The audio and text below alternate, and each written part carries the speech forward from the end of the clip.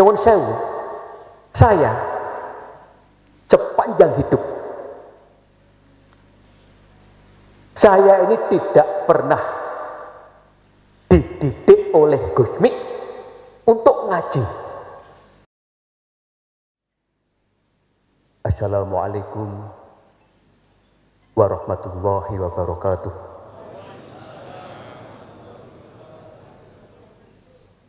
Yang kami hormati tamu-tamu agung, santri-santri Gus Mi, pecinta Gus Mi, pengawal Dikul Hafilin, penggerak pejuang Jantiko Mantabah, tidak ketinggalan para pengurus makam, masyarakat desa ini, dan tidak ketinggalan adinda kami Hajah Tahta Alvina Pagelaran Binta Gus Mi,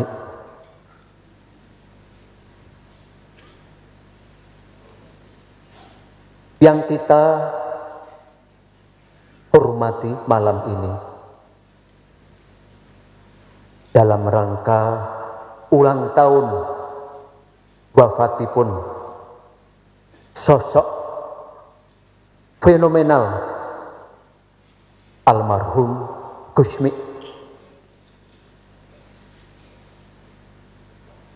Para waliwah di zamannya,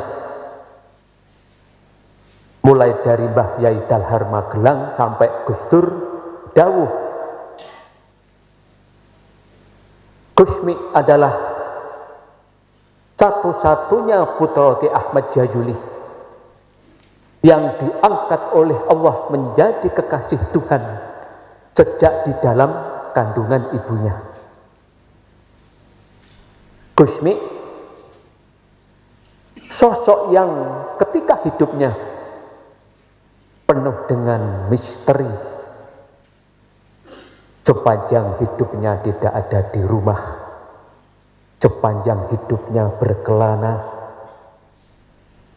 dari satu tempat ke tempat yang lainnya, mendekati orang 1 jam 1 hari, pindah lagi ke orang yang lainnya.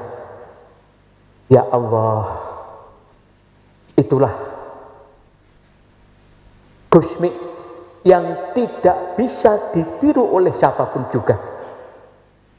Dan Gus Mi pada saat itu bisa dikatakan ketemu dengan anak istri 1 tahun sekali 2 kali, membenahi akhlak manusia yang hidupnya di jalan. Dan salah satu keunikan pun Gus Mi yang tidak dimiliki oleh waliwah lainnya adalah, salah satunya adalah siapapun yang mencintai Gus Mi dengan Fatihahnya pasti pernah bermimpi bertemu dengan Gus Mi. Itu salah satu keunikannya. Contohlah, panjenengan 1 hari Fatihah 1.000.000 kali untuk Wali Songo. Belum tentu panjenengan didatangi lewat mimpi. Ini memang salah satu keunikanipun Gus Mi, walau beliau tiada lagi di dunia ini, ngayomi umat di akhir zaman. Dan nyuwun sewu, ada lagi keunikanipun Gus Mi. Siapapun orang yang pernah bertemu Gus Mi walau cuma 1 hari, itu pasti di kemudian hari dia akan merasa orang yang paling dekat dengan Gus Mi. Siapapun seperti itu. Dan bahkan orang yang tidak pernah bertemu sekalipun, tidak sedikit yang mengaku-ngaku pernah bertemu dengan Gus Mi. Memang luar biasa, Masya Allah. Dan yang jelas, Mbah Abdul Hamid dawuh, mungkin 300 tahun lagi sepeninggal Gusmi akan muncul orang seperti Gusmi. 300 tahun lagi. Makanya setelah Gusmi wafat tahun 93, bermuncullah para peniru-peniru Gusmi. Orang-orang yang katakanlah seolah-olah seperti Gusmi. Tidak bisa itu. Makanya panjenengan amati di dalam pengembaraannya Gusmi mewujudkan Dhikul Hafilin yang luar biasa, jutaan orang mengamalkannya. Makanya saya bilang pengamal Dhikul Hafilin se-Indonesia ini hati-hati, jagalah hati panjenengan, para pengamal Dhikul Hafilin, para pejuangnya. Karena Gusmi mewujudkan Dhikul Hafilin hanya untuk menghantar panjenengan ikut Gusmi sampai ke akhirat nanti. Dan saya selalu bilang pada siapapun juga para pejuang di Indonesia ini, nyuwun sewu, siapapun yang memperjuangkan Dhikul Hafilin, mulai dari Sabang sampai Merauke, ini yang membuat unik apa? Pasti orang tersebut keramat. Walau itu tukang becak, walau itu bakul bakso, siapapun orangnya, ngimami Dhikul Hafilin, dia pasti keramat. Ini salah satu bentuk keunikan Pon Gusmi, dan ini yang rawan orang lupa diri. Jadi intinya, Gusmi Mbah Yai Mahmud Sidoarjo dawuh, siapapun yang derekne Gusmi, ibarat mereka mendapat Lailatul Qadar. Mbah Mahmud Sidoarjo dawuh, kewaliannya Gusmi itu setingkat dengan tokoh 1000 tahun yang lalu, Abu Nawas. Mbah Yai Mubashir Mundir Kediri dawuh, Gusmi pewaris tahta Syekh Abdul Qadir Al-Jailani ketika Gusmi usia 10 tahun. Dan itu memang nyata. Gusmi bukan wali wah akhir zaman bentukan YouTube, bukan seperti itu. Sekali lagi saya katakan, ini di mana-mana saya haturkan. Para pecinta HP Android akhir-akhir ini, ada orang pinter ngaji sudah dikatakan waliwah. Dia punya santri banyak dikatakan waliwah. Dia bisa nyuwuk orang sudah dikatakan waliwah. Tidak semudah itu. Di kesempatan ini, Haul Gusmi yang ke-29 saya tegaskan, supaya panjenengan menambah keilmuan tentang wali. 1 tahun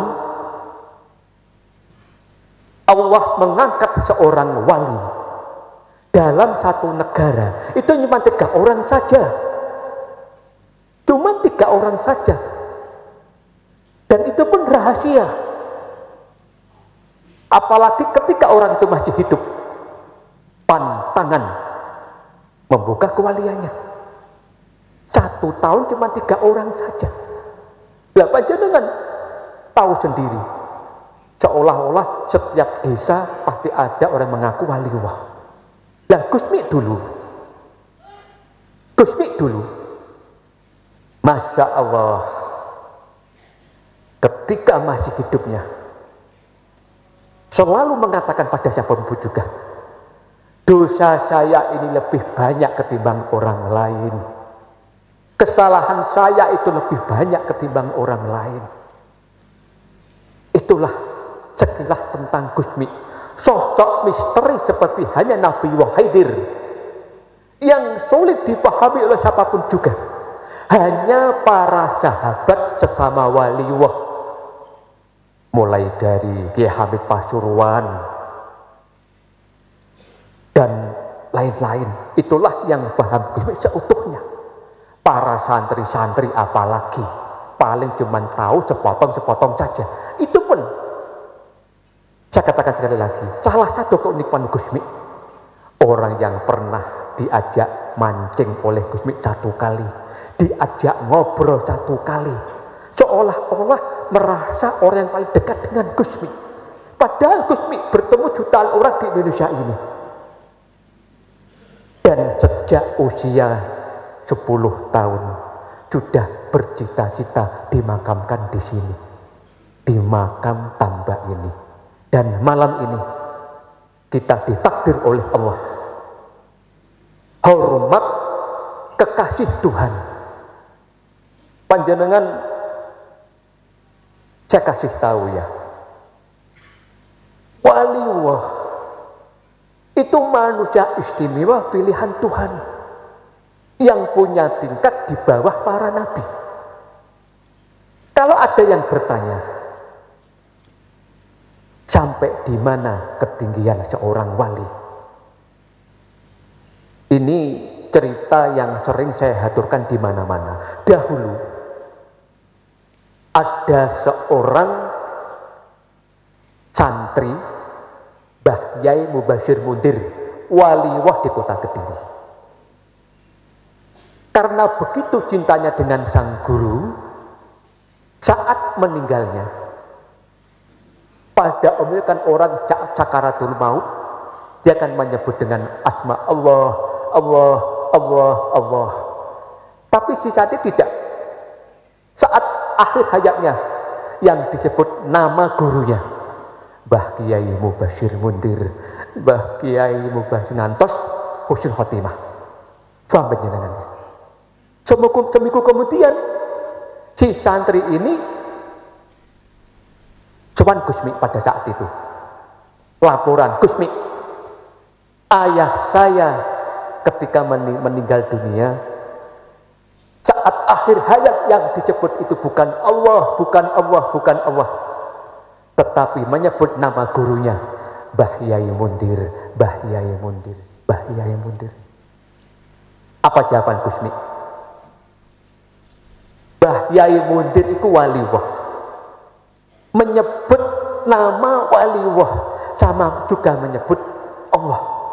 Ini lah panjenengan yang ditakdir oleh Allah malam ini sowan Gusmi, sama juga kita berhadap dengan Allah. Mugi-mugi barokah kita sedaya niki. Nyuwun sewu, saya sepanjang hidup saya ini tidak pernah dididik oleh Gusmi untuk ngaji. Saya tidak pernah diajarkan oleh Gusmi tentang ngaji. Tapi yang diajarkan pada saya adalah pertama, bagaimana cara mendekatkan diri pada Tuhan. Kedua, cara menghormati manusia yang lain. Hanya dua ini. Sekali lagi saya aturkan, ajaran Gusmi pada saya, cara mendekatkan diri pada Allah. Kedua, cara menghormati orang. Salah satunya adalah jalan terbaik menuju Allah adalah lewat para wali-walinya. Dan menghormati orang lain adalah jangan engkau merasa orang yang paling benar sedunia. Intinya, mugi-mugi kehadiran kita sedaya hormat Gusmi ingkang ke-29 niki beto barokah ingkang ageng.